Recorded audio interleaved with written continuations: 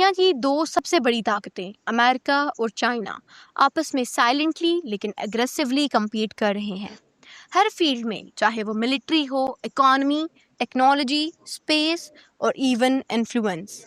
पर सवाल ये है कि क्या अमेरिका फ्यूचर में यही दुनिया का नंबर 1 रहेगा या चाइना उसकी जगह लेने वाला है।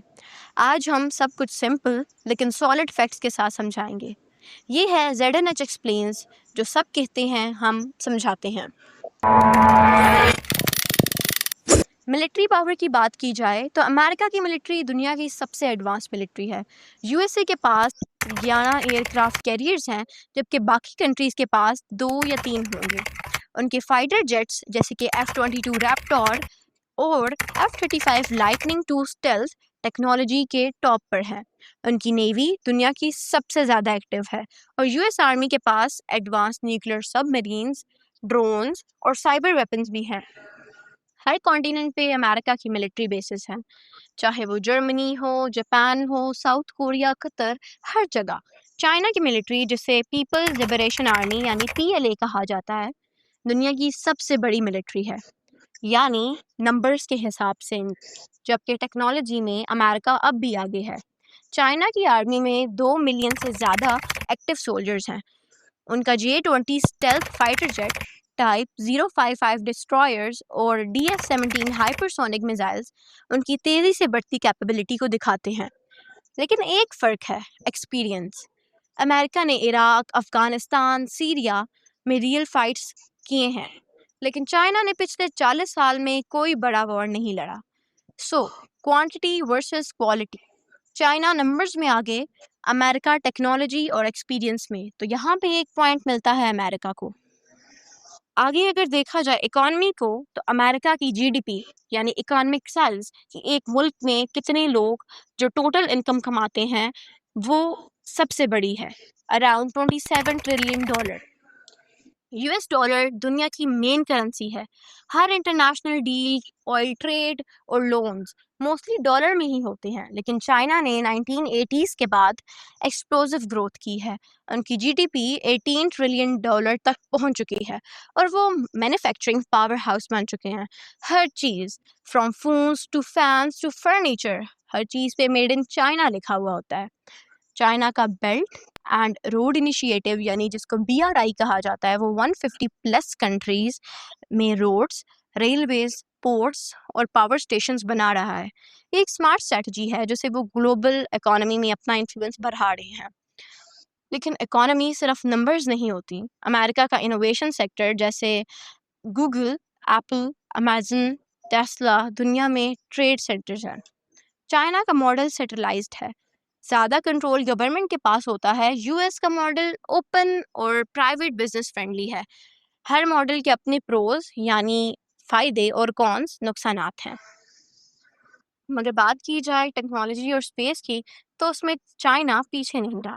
पहले सिर्फ नासा स्पेस रेस जीत रहा था, लेकिन अब चाइना की CNSA यानी चाइना नेशनल स्पेस एडमिनिस्ट्रेशन भी मून और मार्स तक पहुंच चुकी है। 2020 में उनका Chang'e 5 मिशन मून से रॉक्स लाया, फिर मार्स पर ताइवान 1 सक्सेसफुली लैंड हुआ। टेक्नोलॉजी में भी चाइना और US के दरमियान वॉर चल रही है, जो कि किसी को नज़र तो नहीं आ रही, मगर बहुत ही जल्द फिर कोई ना कोई एक सुपर पावर डिसाइड करेगी। AI हो, 5G हो या फिर क्वांटम कंप्यूटर, सब में कंपटीशन चल रहा है। चाइना की कंपनी हवाई 5G के फील्ड में लीडर है।